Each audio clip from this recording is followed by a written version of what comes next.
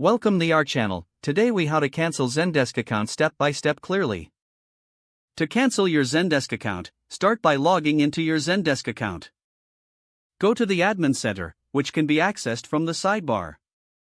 Once in the Admin Center, locate the Account section. Click on Billing to view your account billing details. Scroll down to find the option for Plan and Billing Information. Look for the Cancel Plan button.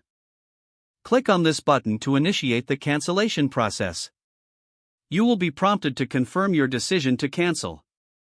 Read through the information provided about what cancellation entails.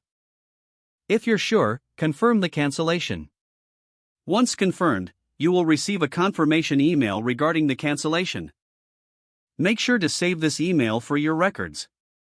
After cancellation, your account will remain active until the end of the current billing cycle. Remember to download any important data before the cancellation takes effect. Take note that any outstanding invoices will need to be settled before cancellation is finalized. If the page does not load, refresh the browser or try again in a private or incognito window. Make sure you are using the correct email address, then retype it carefully to avoid small typos.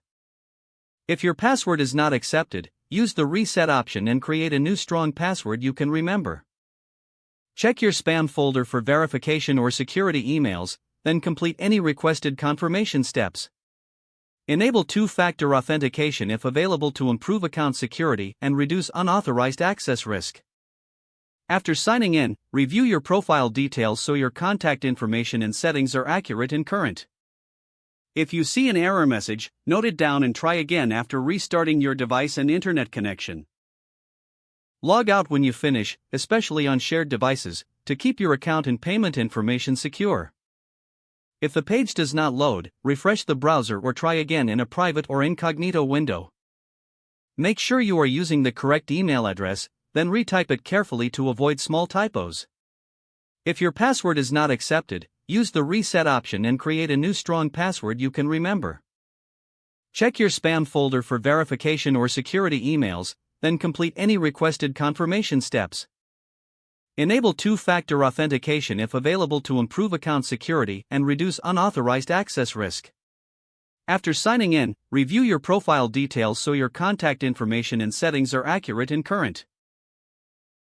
Don't forget to like this video and subscribe to our channel for more step-by-step tech guides.